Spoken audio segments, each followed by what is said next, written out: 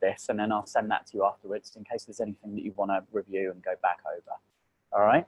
I'll just let you know, I will have to leave 10 minutes early tonight because when I scheduled our call, I put it in for midday my time. And then I realized today, I'm like, no, it's like 6 p.m. for me. Time difference. And I have a chiropractor appointment at 6:45. So cool. No worries. That's okay. We won't waste any time, but let's get straight into this. So I'm excited and welcome forward. I'm really pleased that you've made the commitment yourself. Yeah. How did the wife take it when you mentioned it to her? Well, so she was going through, it was just one of those days when she was like a little bit annoyed or whatever. So she didn't mind. To her, it was like, no big deal. Like, okay, whatever. And actually, when I thought about it after hanging up, but first, we talked regularly about like our budget and what we're going to put into each bucket. We use this envelope system. The challenge was with this one was, okay, I don't know if we budgeted for it or not. But then I remembered that I stopped putting money on my pension, on my 401k, because I wanted to use it for investment. So I'm like, well, this is an investment, so they should fall under that, so it'll be fine. So it wasn't a big deal, basically, in a nutshell. It worked out okay. Yeah. All right, absolutely. Great. Yeah. So you took the Wealth Dynamics test. And, I did, and I'm an accumulator. Did you get a chance to read through that? I did. See, that's the thing with me. Like when I get a task, I like get annoyed if I don't finish it. So I try to Yes, I went through the whole thing. At first I was looking at it and I'm like, oh man, I wish I was more like a innovator or like some of that kind of stuff, but then reading through, it's like, I actually was kind of happy with it. It made me feel like this now a lot of things make sense. There are some things that I didn't understand with the whole concept when he's talking about flow and all that stuff. So I'm not 100% sure what he means by all that. But like the advantages and disadvantages and how do I succeed and how do I think that was all. I thought it was good, so I liked it. Yeah, absolutely.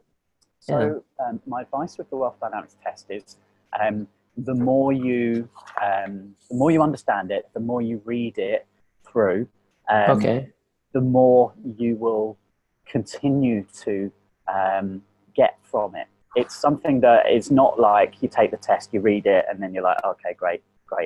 I'm an accumulator. Okay. What the hell does that mean, Yeah, exactly. it has many layers, and hopefully we'll get an opportunity as we go through these sessions to start dipping into that and see how you can start applying that with stuff that you're doing. And I'll show you right now one of the interesting little benefits of knowing what your profile is. If I open up this image, can you see my screen at the moment? It started kind of like stuck, so maybe you need to kill it and start it again. Yeah, let's do that. Okay. That's not the best image to show you.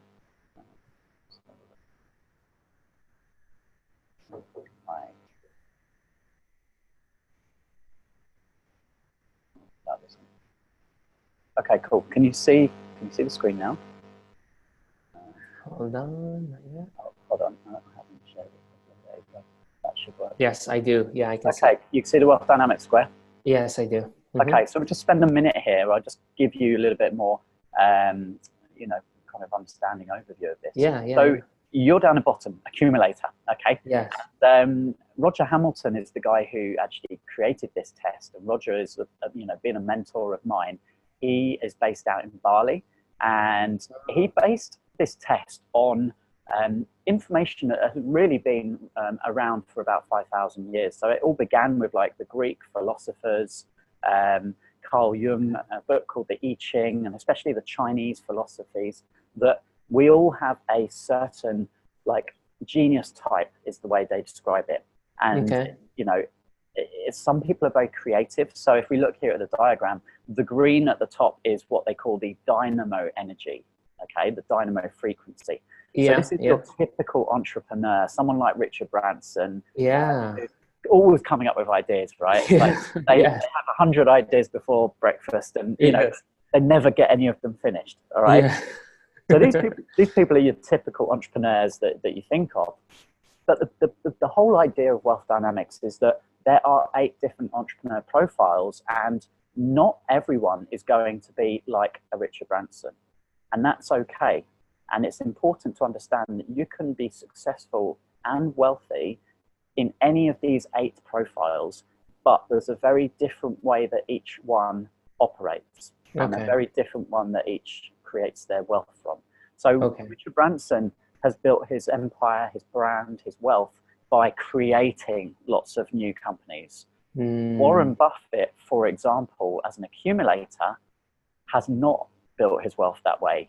He has built his wealth by being very meticulous with his investments, holding them, and just compounding over time.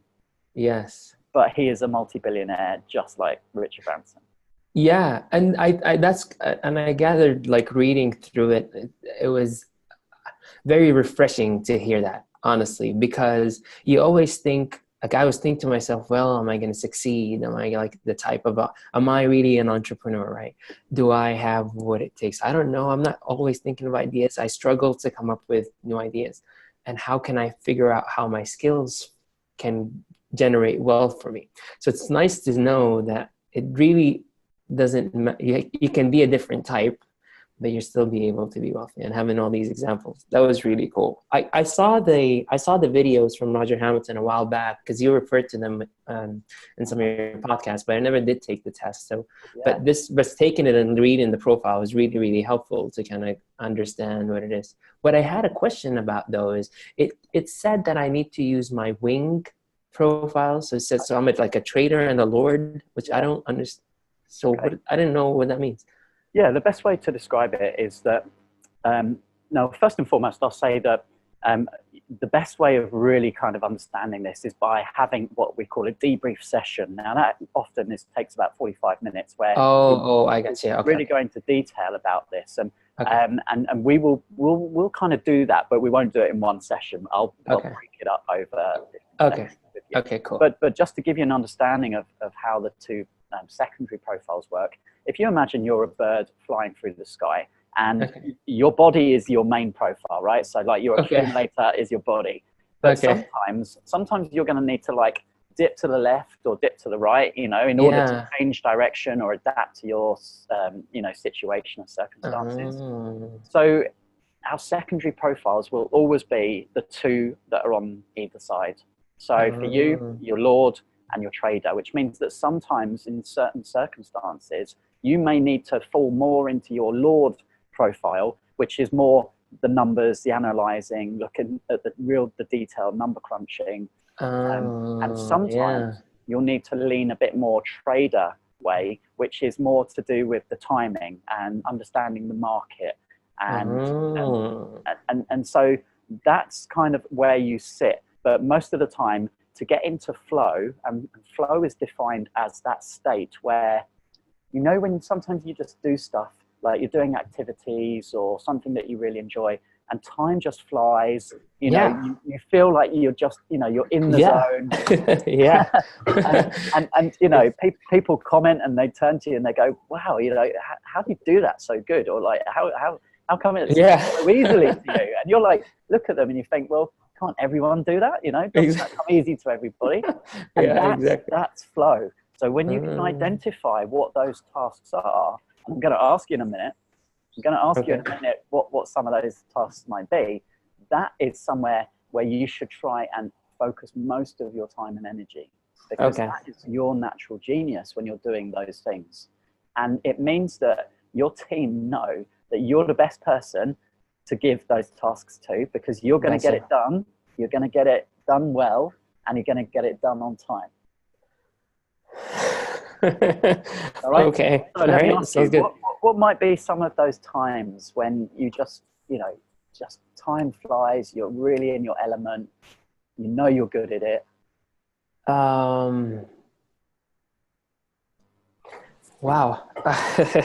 Well, I can think of a couple of things. So when I'm trying to research on something to get an answer, so I kind of lose track of time.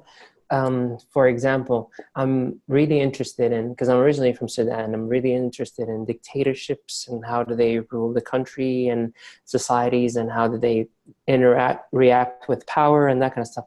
So when I'm researching or watching videos about this stuff, in that research mode to learn more, I tend to like zone out to some extent. And at work, I think what comes naturally to me is I do like to really, really look at processes and figure it out. Like some people will come and talk to me and say, this person is doing wrong, or this person made a mistake, or like something's happened. And I always know that it's a process issue, or this place is broken. That's why it didn't work. So I don't know if that. That's perfect. That's perfect. It is? Okay. Yeah. Okay. Because you talked about research there, right? So I did, yes. We look at wealth dynamics again. Just look at those pictures of those people, right? Do you think we can say is someone who spends hours researching? No, not really. She has no idea how that works. Do you think she's built her wealth because she's a good researcher? Or because she is a star profile and she knows that when she's on stage, that's when she is delivering the most value that she can as an entrepreneur? That's true, yeah. Do you think Warren Buffett has built his wealth because he's a good researcher? Yeah, I think so. There was a piece in the profile where it said he was asked the question, how do you somebody starting, what do you advise them to do? He's like, well, do the same thing I did 40 years ago. Go through all the companies in the exactly. in the market. Exactly. So yeah. So can you see here that when you actually find your spot, shall we say, on this entrepreneur circle, and you focus on just doing what you're naturally good at, rather than trying to force yourself to do, like they often say, when you start a business, you have to wear many hats, right? Yes, I know. And that's always been like a pain. Yeah, exactly. Because who is good at everything? Like, nobody very is. few. That's true. There are some, but there's very few, right?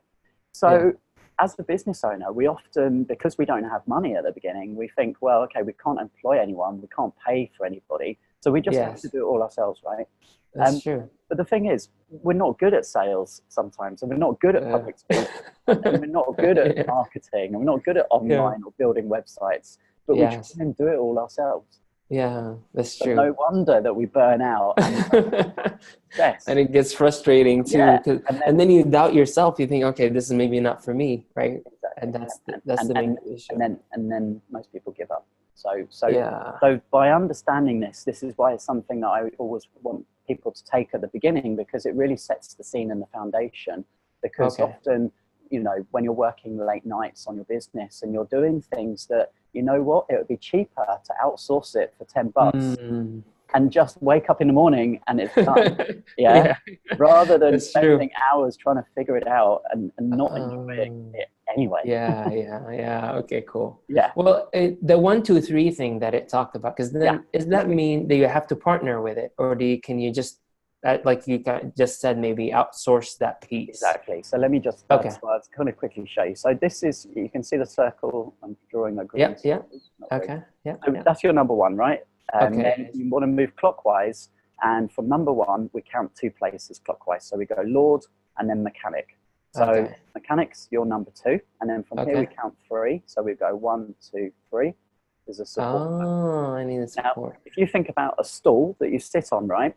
It has 3 legs to balance. It does. If you take one leg away, it falls over. Yes. It's exactly the same with your business here, that you need the balance and you need perspective from different angles and different mindsets. Now, if you look at this diagram here, the green, the red, the yellow you see in the middle, right? Yes. It kind of looks like a flat square, doesn't it, really? Yeah. It does look a flat square, yeah. Now, look at the X in the middle, all right? Yes. Now, imagine that actually that is the top of a pyramid, and you're looking down, and it's actually a structure of a pyramid. Okay. I saw a picture in the profile that showed something like that. Is that what you? Okay. Now, every entrepreneur profile here has a different way of looking at problems, a different way of creating solutions. Richard Branson will create a solution by innovative thinking. So he will be thinking, what can we do? He'll be thinking, what can we create? What can we, always the question, what? Okay, that's naturally what the dynamo energy people first think. So when under pressure, we always kind of fight or flight. These people are going to get out of or create the solutions by thinking, right, what can we do? The people on the right-hand side, the red, these are blaze energy people. Their natural thinking is who. So they're all about the network. They're all about the connection. Oh. So when they have a problem, they're going to think, who can I call? Who can we get in to fix this? Because they're also the people who know who is the best person to solve the issue. At the bottom, the yellow is the tempo energy. The question they ask is when, because they're all about timing. So if you think a creator at the top is all about putting their foot on the accelerator and just driving forwards, always like, let's just do this. Yeah, exactly. Then the opposite side is the tempo, which are like the brakes. They're the ones saying, hey, let's just slow things down for a moment. Let's just like make sure everything's in order. Let's check in, make sure everyone's like. And that's okay, right? I think that's part of like the struggle that I've had so far is like, it felt to me like I don't want to slow things. Like you got to make the decisions quick, or like you can't be procrastinating, or because that's not an entrepreneurship like mindset, right?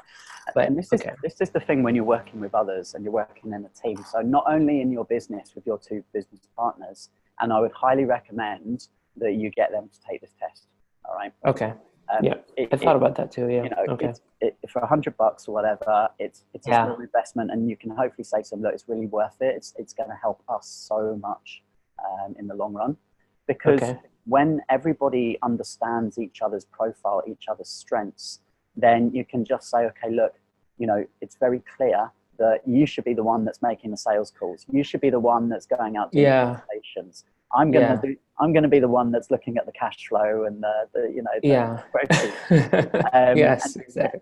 And then everything falls into place. And the good thing about that is that that's really when trust is built, because you know that each person is the best person for the job, and you feel comfortable about that, and you just let each other get on with it, right? Yeah, that's true. Exactly. And you'll probably noticed in your employment as well, in your job. Yes, now that you start to get to understand this a bit more, and you look around when you go back this afternoon, you may actually think that some people who probably are in the wrong job because they either don't enjoy it, they're not good at it, you know, they keep making mistakes. And this happens a lot because people just fall into jobs, and they fall out of university and they just take a job, but there's no thought actually as to whether that fits like their skills. Yeah, that's true. And then they're not in the flow, right? Absolutely. And you can see when someone is in their flow because they're just damn good. They're just That's true. Sorry, carry on. I was gonna say, I think like because I would keep telling people like my nephews and young cousins or whatever who's going to college, I tell them, well, it took me like 10 or 15 years to figure out where I want to, like what I want to do. Because I think basically in hindsight, I moved around that until I found a job that makes me fit here in this spot where it allows me to kind of, I kind of try to figure out processes, what works, what's not. I learned a little bit like how to work with teams and like energize people and that kind of thing. But I'm able to understand that if I fix the process, they get clarity, then they feel better about themselves, and then they operate effectively and that kind of. So I put myself in that position to be successful, I guess. And that's it. And it's understanding that, you know, it sounds like you are in the right, you know, you're kind of in the right role at work, and you know the language you're using, processes, you know, it's it's a left right, you know, language. You're not talking about, you know, oh, I just love people. I can't, you know, I love helping people and talking to people. I'm sure you love helping people. I don't.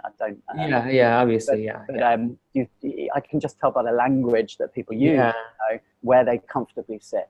So we won't spend any longer on this. But what I will say is, have another read of the report maybe next weekend, you know. Over this first month, I'd like you to read it like 2 or 3 times, because each time you read it, I think you're going to spot a little bit more and understand it a little bit more. And then if you have any questions, just make a list of those, and we can go over those next time. Sounds good. Perfect. Okay, Yeah, great. So I'm going to stop sharing that for a moment. And how have you got the book yet? Did you receive my book? I did. No, I bought the book already. Yeah. And The Sack Your Boss. No, so I have it. Oh, I have it on Kindle. So I had it on Kindle. Kindle. Okay. Yeah. So I've been reading it. I'm still in. Where? Hold on.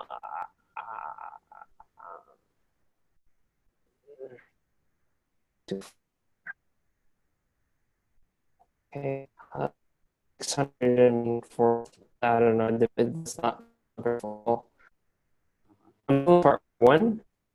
Okay. Or part 2. Yeah, so I'm still in chapter 1. So I'm still at the beginning, where you asked the question about, like, the 5 reasons why you wanted, like, some things that you want to do differently. If you gave me 10,000 pounds, I'm still waiting for that. By the way, give me 10,000 pounds.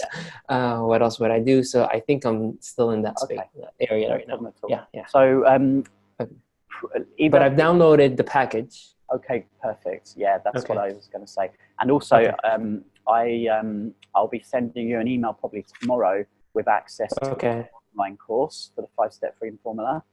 Oh, nice. Okay, cool. And you can go through that as well in your own time. But I definitely recommend that you do that alongside these calls as well. Okay, sounds good. I'll do that. Yeah. Good. So one thing I want to do, thanks for sending over your information about the business. That was useful for me to have a look at. In tonight's call, we're not going to really dive into the specifics of the business right yet. What I want to give you tonight is a bit of a broader picture of what I teach the Inner Circle members. And I want to show you some slides that we ran through at a recent mastermind meeting. So you kind of get where we're coming from here. And it's, building a business is good, and, I'm going to help you to do that and be successful with that.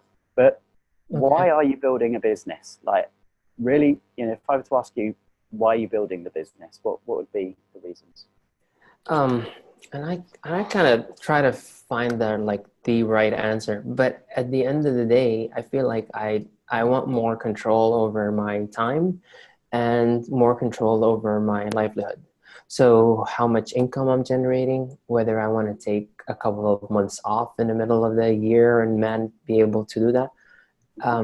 I think that's one of the main reasons I want to do that, because if I have more control that way, it should translate to basically freedoms of making decisions and doing the things that I feel are more important to me at one stage or another.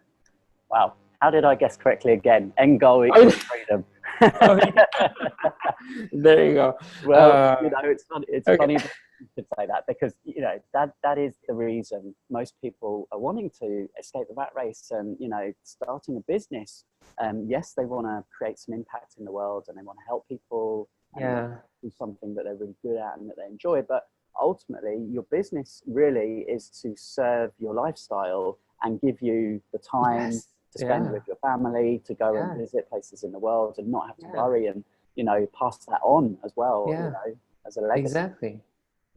So if freedom is the end goal, how do we get there? All right. So we were going to work our way backwards here. So a little bit of a process that you should enjoy. I will. Absolutely. All right. Cool. So there's three key things here. And as I said, we're recording this. So don't worry if kind of like feels like we're moving through it quickly, because we are a little bit. But you can watch back and review it and make some notes for when we next speak.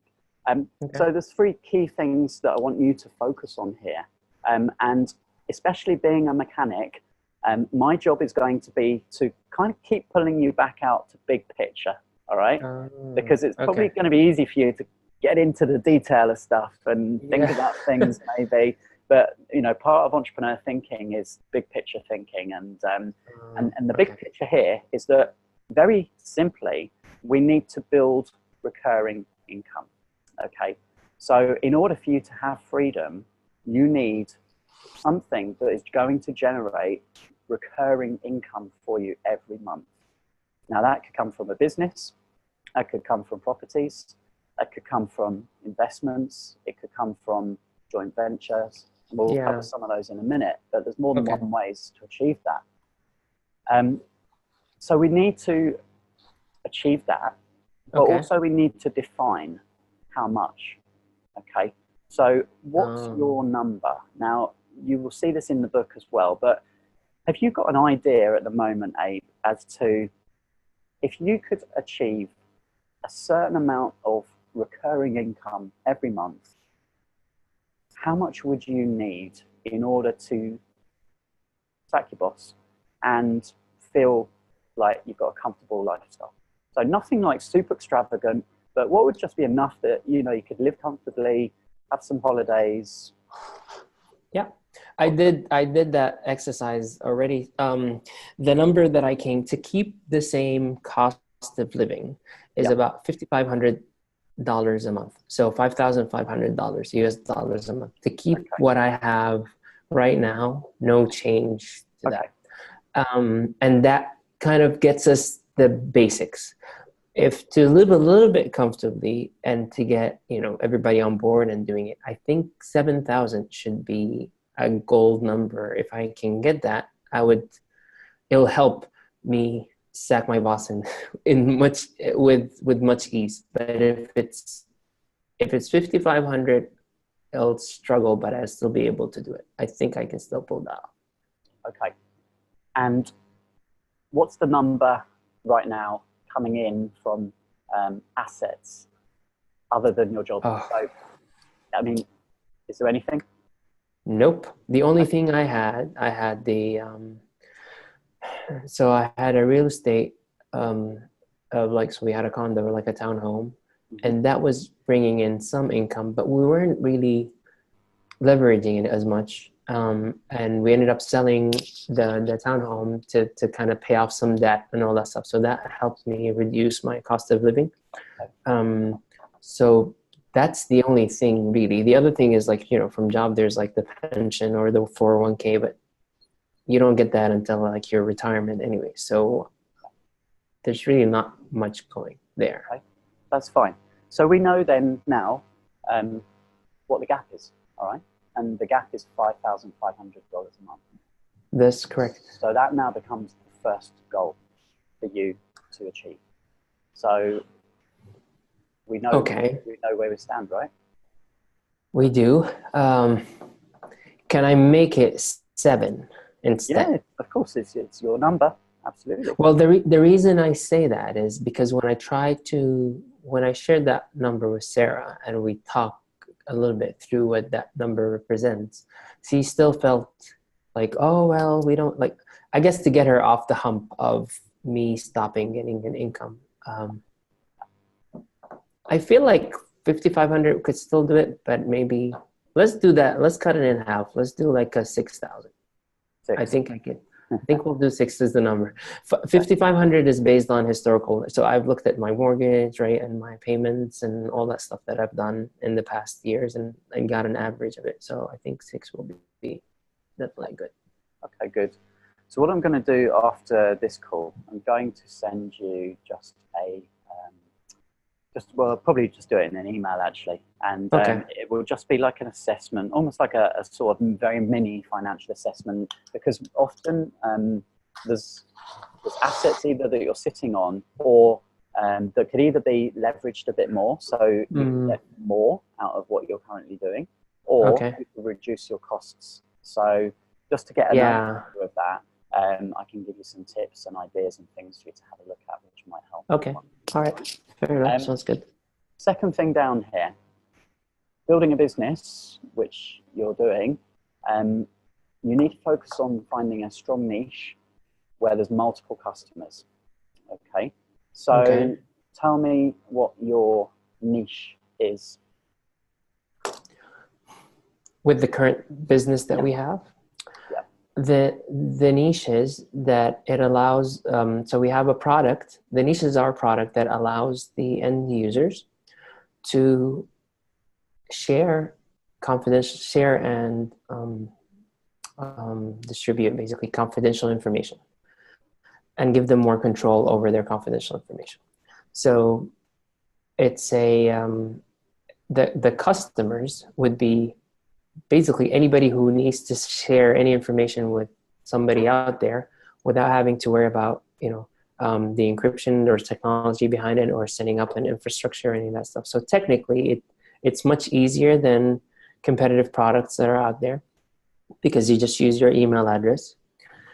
So that makes it unique. It also allows you to basically, the data is encrypted while it's on rest or in transit. It also allows you to get control over who views that information. So for example, if I sent you an email, I can have my credit card number in there. And if you forward it to somebody else, the other person can't see it, because it's only sent to you. Some of the other features it has also is that it can expire. So let's say I'm sending my taxes to one person, one accountant, 1 year, and then next year I change accountants. I can expire my emails from last year. So I can say this other accountant or this other recipients can't see this information anymore. Does that make sense? It makes sense. It's very, very interesting. Yeah. But that is not necessarily answering what is your niche. It's features and benefits. Yeah, it's what it does. And it kind of answered niche in a roundabout way, but it was too detailed. So in terms of your niche, think more about if you were to select a category like a drop down, and you had to go, oh, this is my niche. These are the people, or the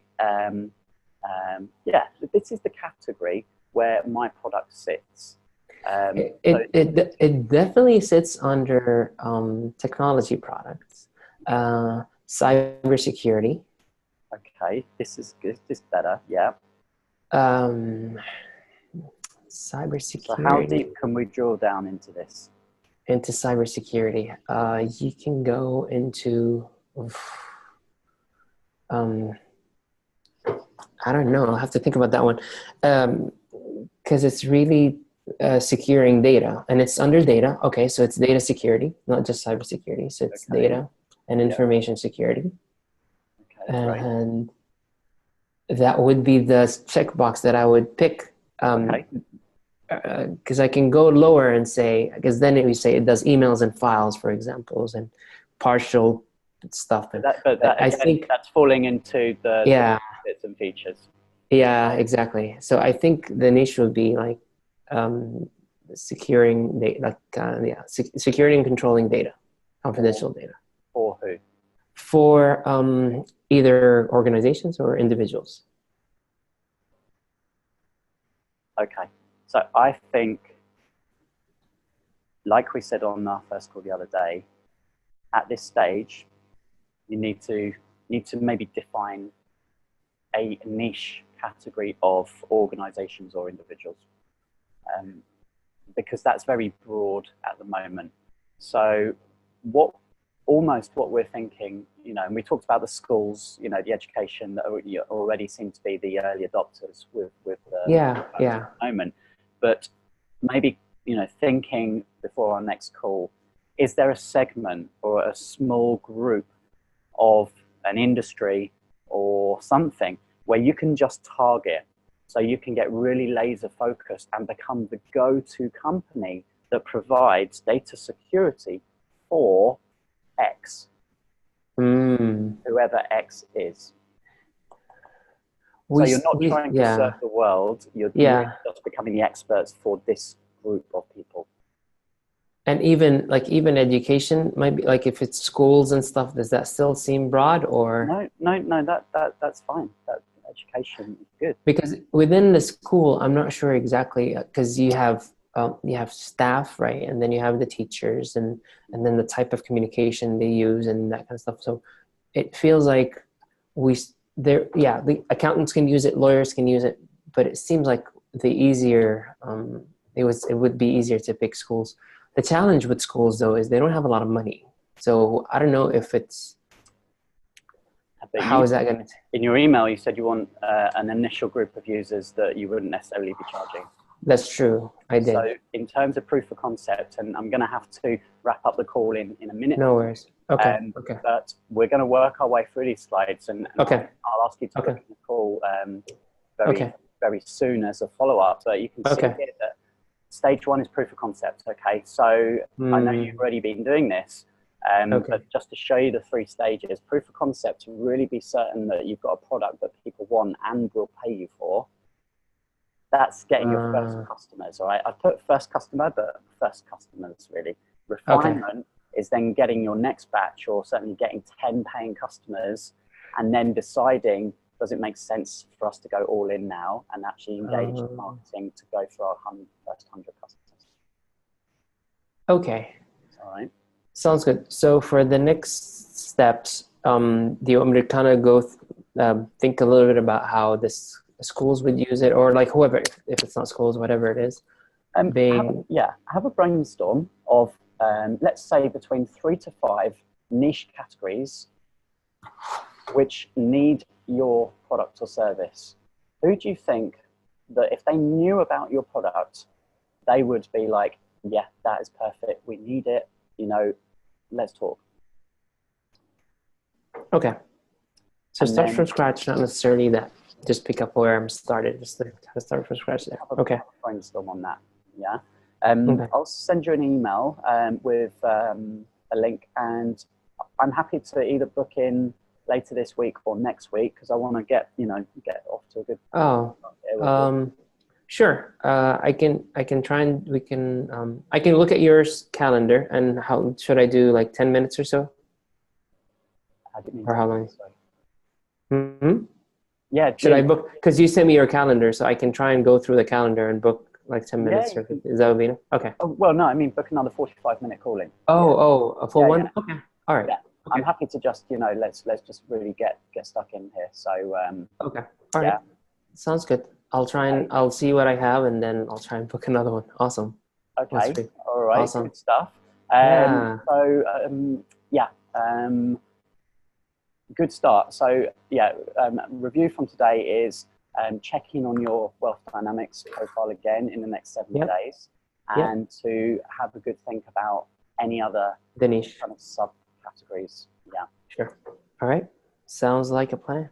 Okay, good stuff, Abe. And I will be sending you some access to the 5-step freedom formula and a few other little bits as well. All right. Awesome. Yes. Thank you, Kristen. Have a good one. Stuff. All right. Yeah. Good to see you. Good to see you. Take it easy. Bye. You too. You too.